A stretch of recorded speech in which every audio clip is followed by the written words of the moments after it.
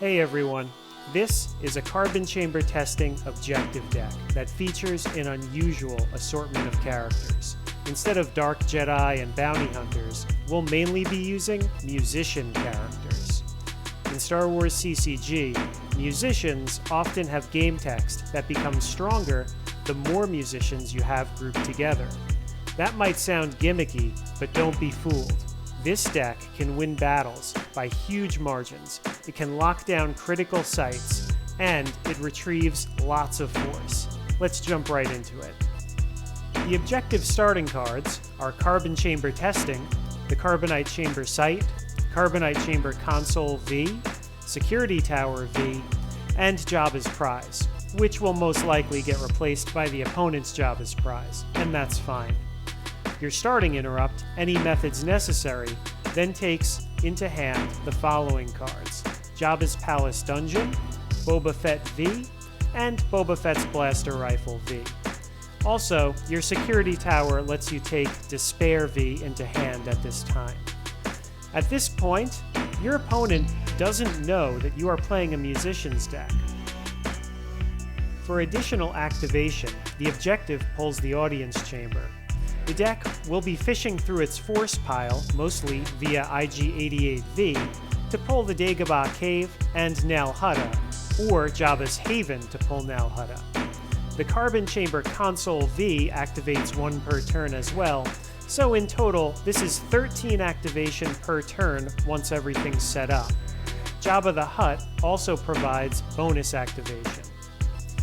In the early game, Fett and Rifle deploy to the Security Tower to grab Jabba's Prize and use the rifle's text to relocate to the audience chamber. This flips the objective, granting many benefits from the 7 side, as well as from Despair V. The next goal is to give Jabba's Prize to IG-88V. The audience chamber can pull Duro V, who pulls IG-88. If you don't need to pull Duro, the next highest priority aliens to pull are AK Rev, who pulls more musicians, and Griata, who makes musicians deploy cheaper. This deck loves to set up and win huge battles. The battle characters can be deployed all at once, or they can be built up at a safe location and then invade via Ellis Helra.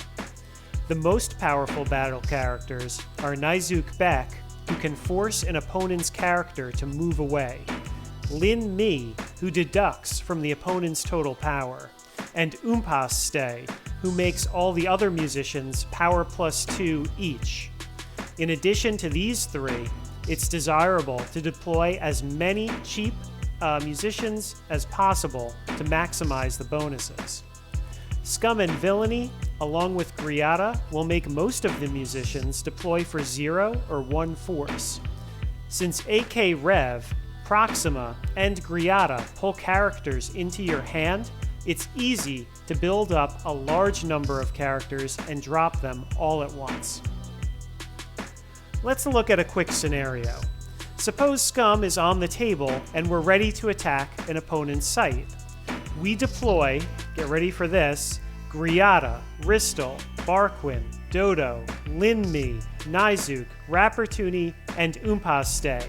That's 8 characters, but only costs 4 force, plus optionally paying to retrieve with Ristal. In this example, you could be paying up to 6 to retrieve 6. The battle is shaping up as follows.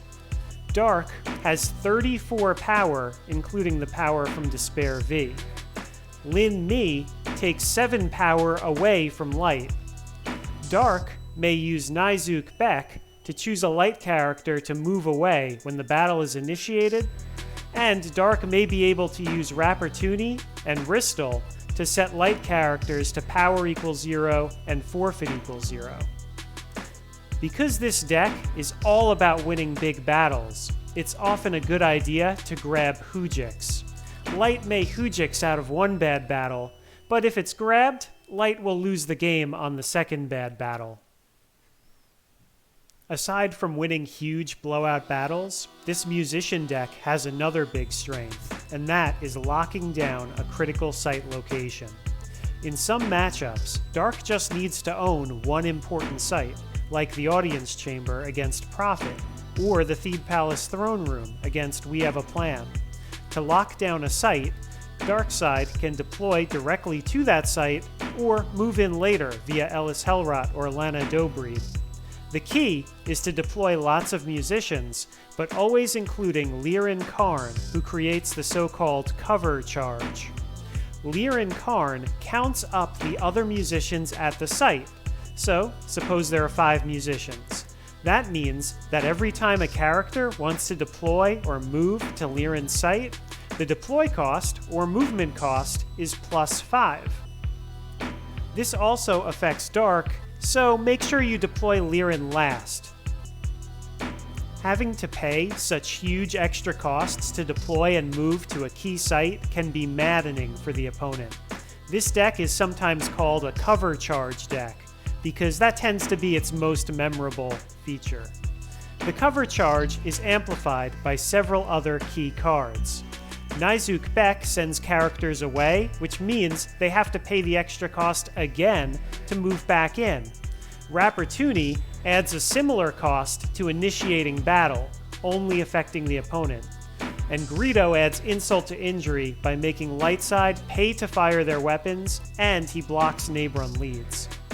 A final strength of this deck is that it can retrieve quite a lot of force. Scum and Villainy and the 7 side of the objective are fairly standard retrieval, as is Arica V.